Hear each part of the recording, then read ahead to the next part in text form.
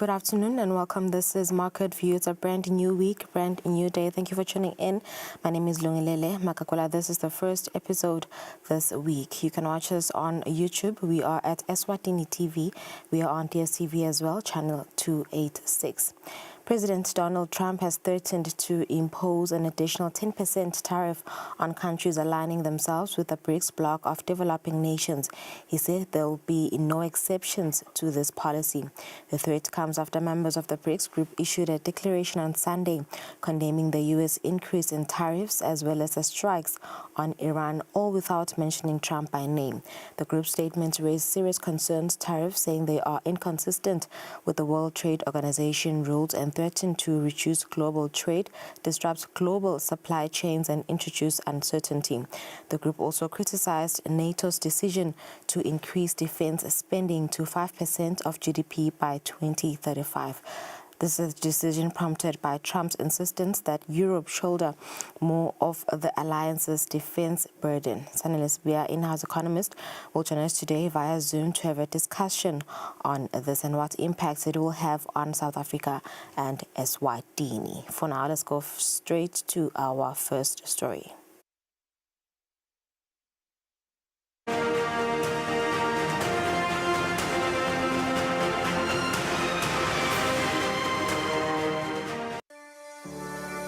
Eswatini TV has signed a code of conduct that is enforced by the Eswatini Communications Commission. We are committed to reporting news that is accurate, comment that is fair, and programming that does not amount to hate speech or the description of gratuitous violence or explicit sex. For any complaints of our programming, please contact us on 2411-9600 or email info@eswatinitv.co.za. You can also contact the Eswatini Communications Commission on 2406-7000 or write a letter to ECCOM on PO Box 7811 Mbabane. Email address is info@ecom.org.sz.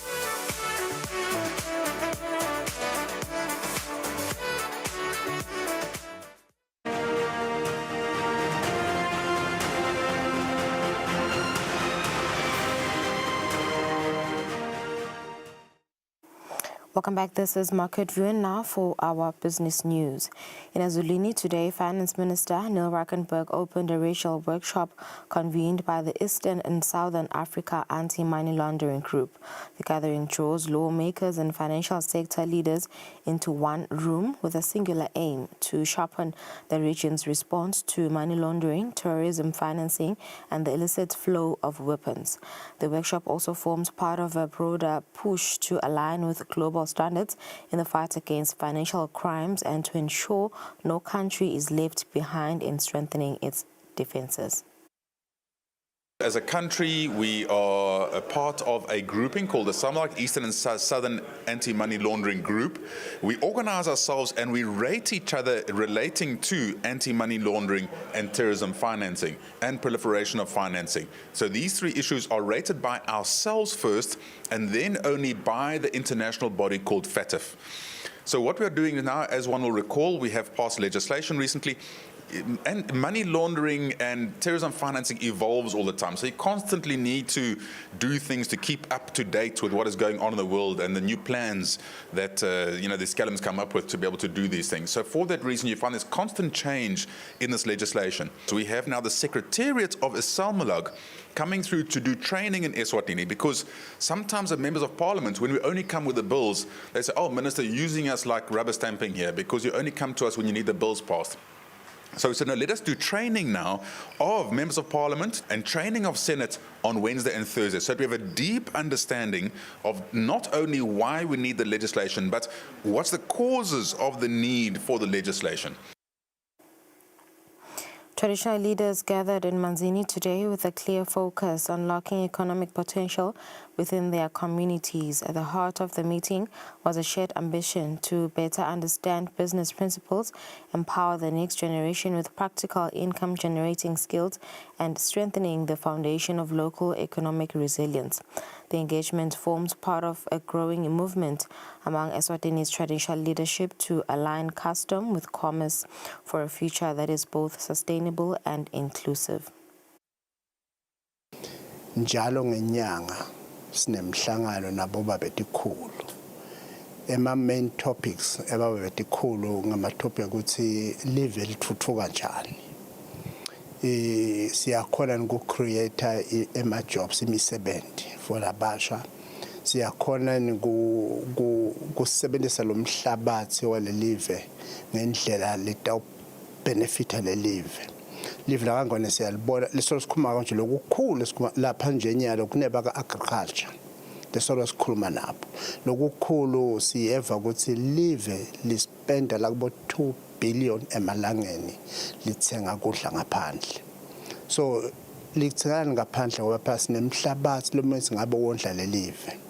Ngiyakhanza lo mhlabathi lomningi mase wondla live ulapha etikhulwini. Manje susendisa kahle yini? Labasha baningi labanye babuya phe university yaka agriculture bama professional ku food production. Sibasebenzisa efficiently noma sibasebenzisa kahle enough ukuthi bakhone ukukhipha ama skills labathola laphana kondlekele live. Ungaloko lo mhlangano namhlanje olapha bekuneba ka commerce.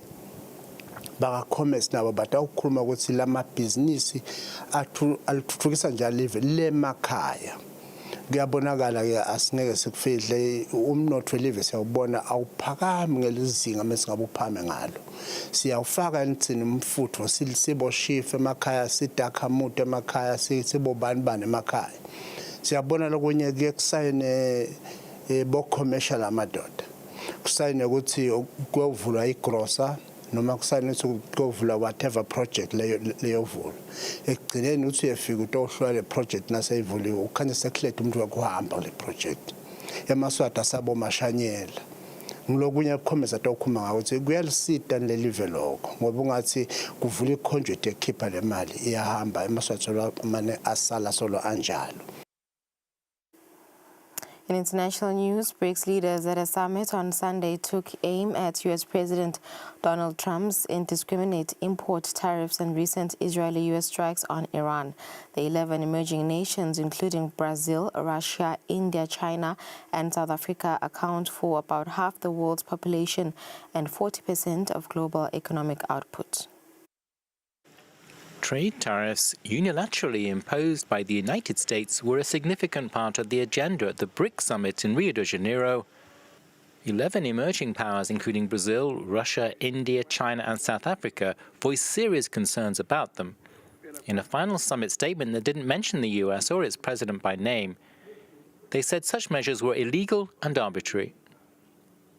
The Russian President Vladimir Putin, charged with war crimes in Ukraine, participated via video link. He said the bloc's influence continues to grow. The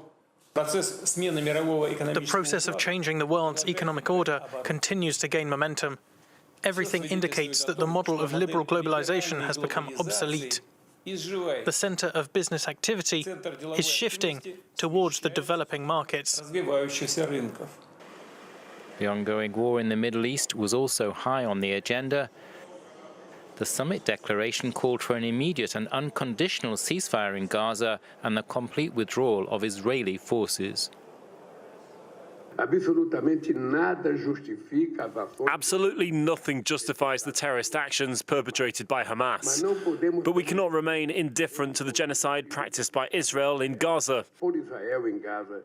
The solution to this conflict will only be possible with the end of the Israeli occupation and the establishment of a sovereign Palestinian state within the 1967 borders.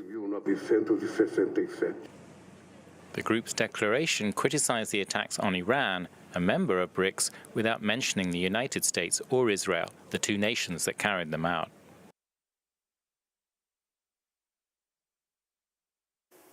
All right, and that's it for our business news. It's 9 minutes after 2.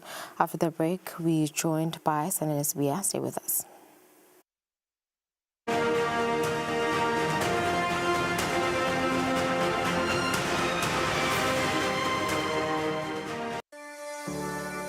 Eswatini TV has signed a code of conduct that is enforced by the Eswatini Communications Commission.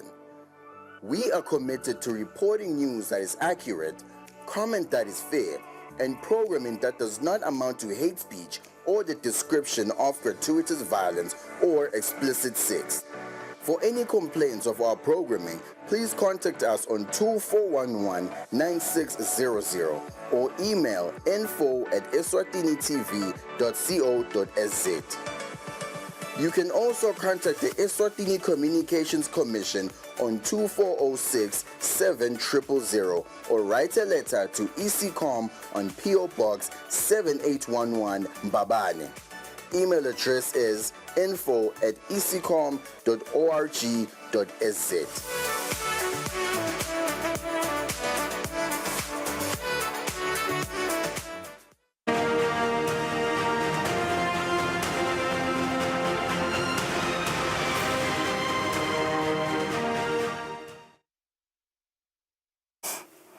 Welcome back. You're still tuned into Market View. Thank you for staying with us. We are now joined by in-house economist Sanele Sibia.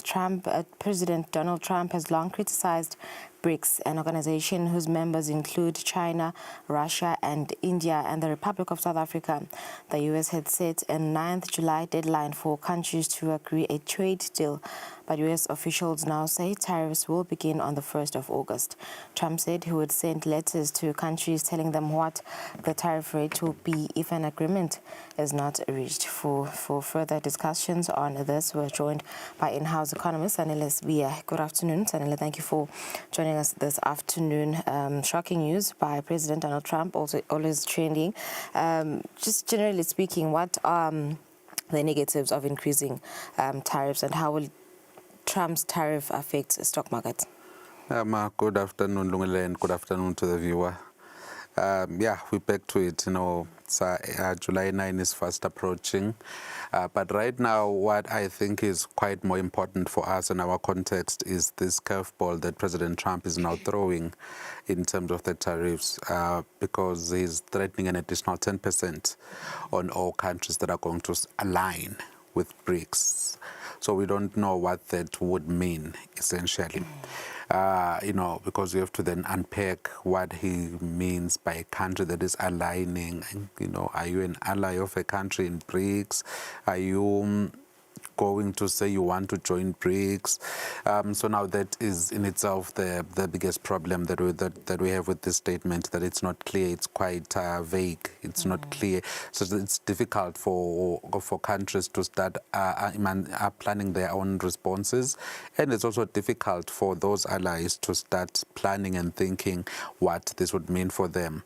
But what in essence, an increase in tariffs, more especially in countries like the US, what it means is whatever commodities that are being exported into the US will now have to pay an additional 10% levy, or whatever the rate is going to be, when they then have to go into the US markets, essentially making them a bit expensive for the US consumer. So what that would mean is the immediate one would be an increase in the price of the commodities in the US, and you don't know how consumers are going to react to all of this, and how the producers in the US are going to react to all of this. Are we going to see global production chains moving into the US, as that's what President Trump wants to achieve by imposing these tariffs? So we don't know what's going to happen in terms of that. Will companies even have enough time to make sure that they shift their production processes into the US? So what this would essentially mean is, in the absence of new markets, and a new destination for all these export commodities, which will now be relatively expensive in the US. So that means we won't be able to sell them to the US.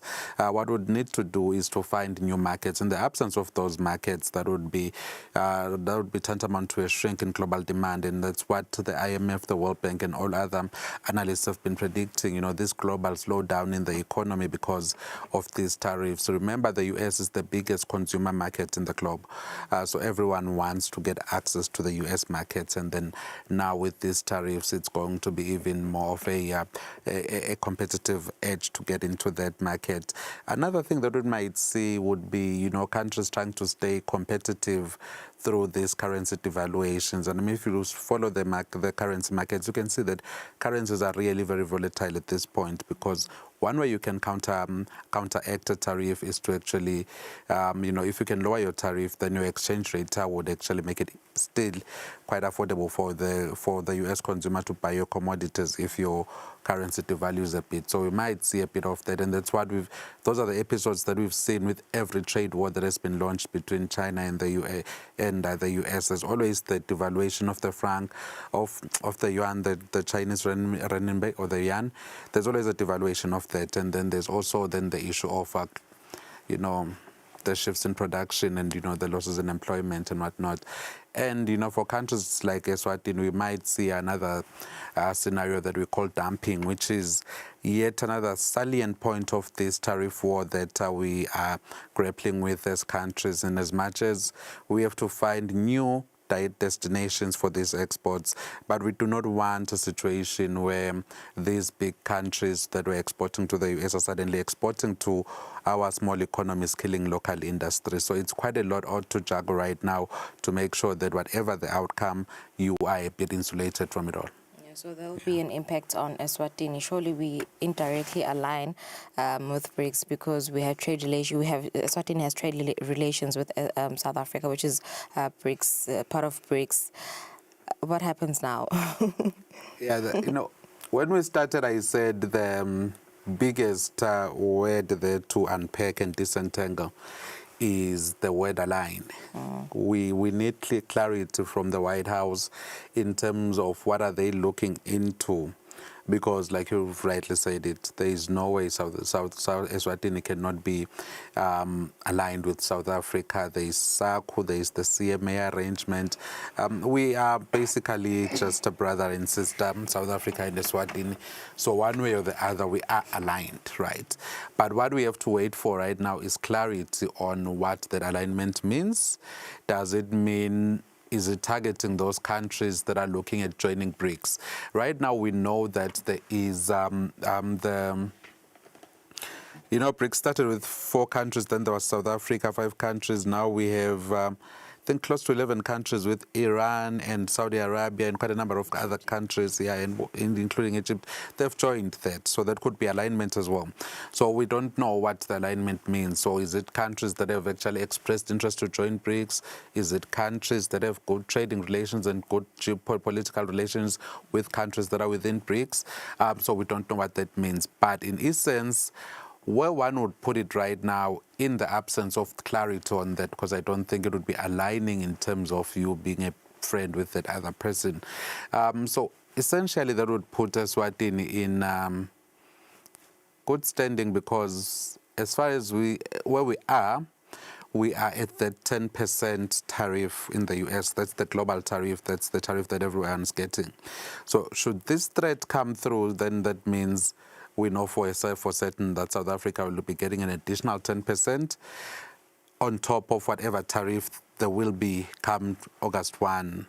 And we are waiting for those letters to come out, and then we get a bit of clarity on that in terms of how much tariffs are going to be charged on goods coming from South Africa into the US and all these other countries. But so now that gives us a bit of clarity and a bit of an advantage in terms of access to the US markets as Eswatini, which is something that would have to take advantage of, because then our neighbors and our global competitors would then be in a way getting this higher tariff, making our commodities relatively competitive in the US markets, and would need to find find ways of improving that competitiveness. So that's the first one.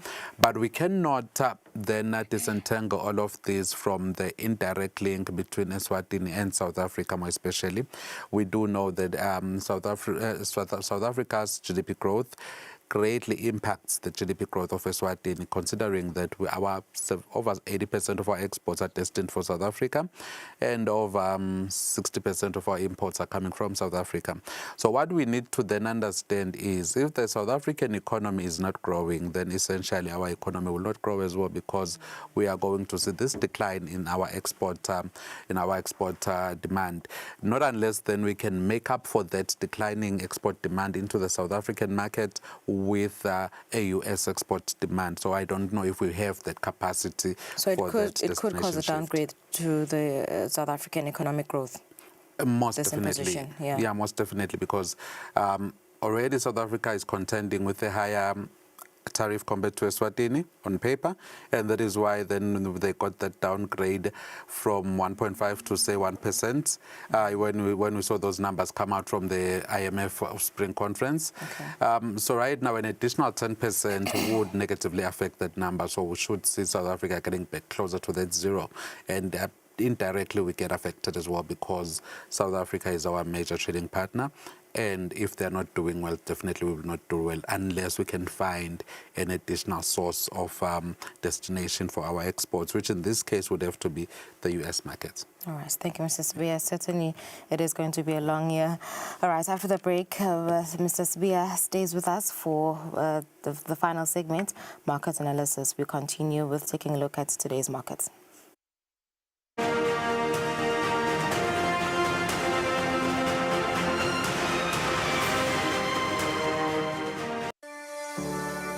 Eswatini TV has signed a code of conduct that is enforced by the Eswatini Communications Commission.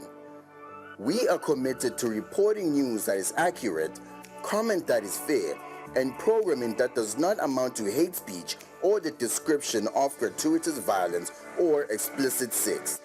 For any complaints of our programming, please contact us on 2411-9600 or email info@eswatinitv.co.za.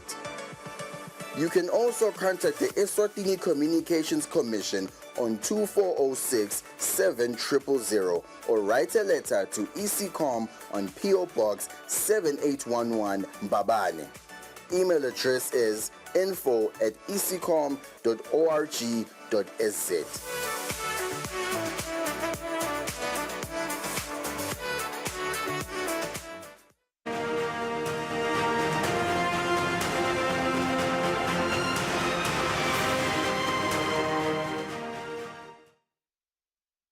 All right, welcome back. It's 22 minutes after 2. This is the final segment. We're taking a look at today's markets. Still, we're joined by Sanele Sibiya, in-house economist. Sanele, yes, we continue from where we left off our conversation. We're still in the line of markets, with what's happening in the U.S. What's happening today in international markets? So what we are seeing in markets, Lungelele, is, it's so unfortunate that the U.S. has actually been on the long weekend, July 4, Independence Day in the U.S.